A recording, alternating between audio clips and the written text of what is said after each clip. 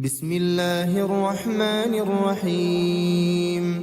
قل أوحي إلي أنه استمع نفر من الجن فقالوا إنا سمعنا قرآنا عجبا يهدي إلى الرشد فآمنا به ولن نشرك بربنا أحدا وأنه تعالى جد ربنا ما اتخذ صاحبة ولا ولدا وأنه كان يقول سفيهنا على الله شططا وأنا ظننا أن لن تقول الإنس والجن على الله كذبا وأنه كان رجال من الإنس يعوذون برجال من الجن فزادوهم رهقا وأنهم ظنوا كما ظننتم أن لن يبعث الله أحدا وأنا لمسنا السماء فوجدناها ملئت حرسا شديدا وشهبا وأنا كنا نقعد منها مقاعد للسمع فمن يستمع الآن يجد له شهابا رصدا وأنا لا ندري أشر أريد بمن في الأرض أم أراد بهم ربهم رشدا وأنا منا الصالحون ومنا دون ذلك كنا طرائق قددا وأنا ظننا أن لن نعجز الله في الأرض ولن نعجزه هربا وأنا لما سمعنا الهدى آمنا به فمن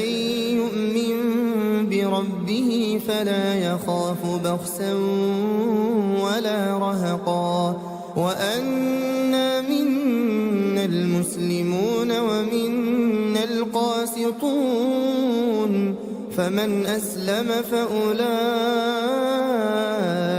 تحروا رشدا وأما القاسطون فكانوا لجهنم حطبا وأن لو استقاموا على الطريقة لأسقيناهم ماء غدقا لنفتنهم فيه ومن يعرض عن ذكر ربه يسلكه عذابا صعدا وأن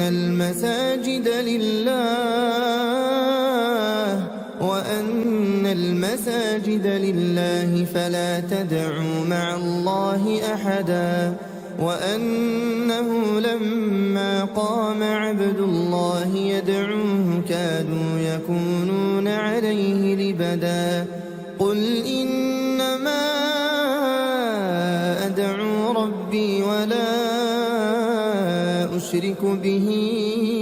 أحدا قل إني لا أملك لكم ضرا ولا رشدا قل إني لن يجيرني من الله أحد ولن أجد من دونه ملتحدا إلا بلاغا من الله ورسالاته ومن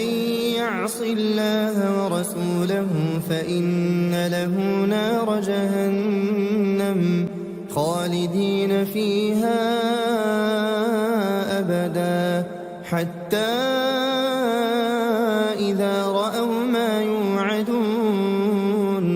فسيعلمون من أضعف ناصرا وأقل عددا قل إن أدري أقريب ما توعدون أم يجعل له ربي أمدا عالم الغيب فلا يظهر على غيبه أحدا إلا من ارتضى من رسول فإنه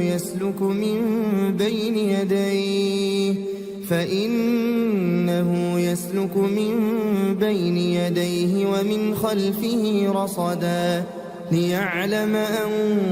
قد أبلغوا رسالات ربهم وأحاط بما لديهم وأحصى كل شيء عددا